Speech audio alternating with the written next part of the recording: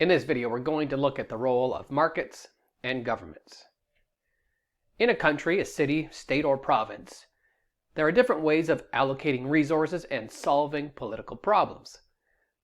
You can rely on the market system and use the economy and prices to allocate goods and services, or we can rely on government provision using the political system, where the government might provide something to citizens or the government might take ownership of a company.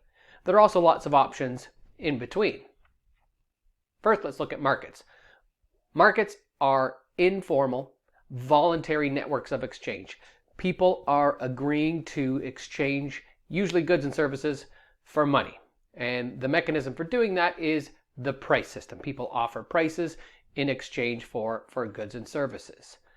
Amazon, eBay, Kijiji are all marketplaces. These are all types of markets where people buy and sell things.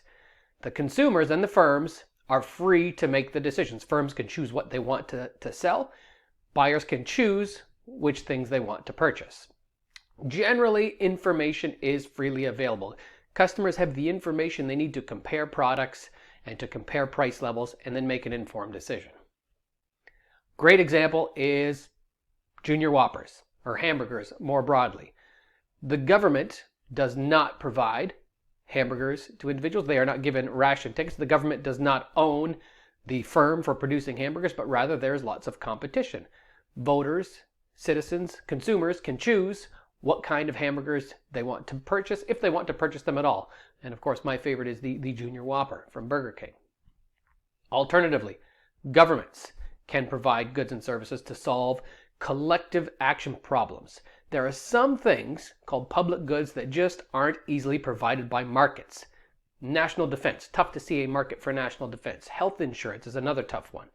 And these priorities are determined by the political system rather than the economic system. These are voters and political parties that choose the priorities for allocating things through governments. There's also sometimes information problems. Voters might not really understand how much things cost or how they work. They tend to be a little more complex, and there's imperfect information available when making these decisions. Great example is streetlights. Streetlights, if left to a market-based mechanism, are unlikely to be provided. People would not necessarily pay for a streetlight out front of their house when it's used by everyone. And so the government would provide something like this, a public good that is owned by no one but beneficial to everyone. There's lots of room in between these options as well. At one end of that spectrum, we have market-based or free market ways of allocating goods and services. These are, again, voluntary exchanges through Amazon or eBay or Kijiji. Sometimes the government might want people to do things, but it will only try and encourage them to do that. That's called symbolic exhortation.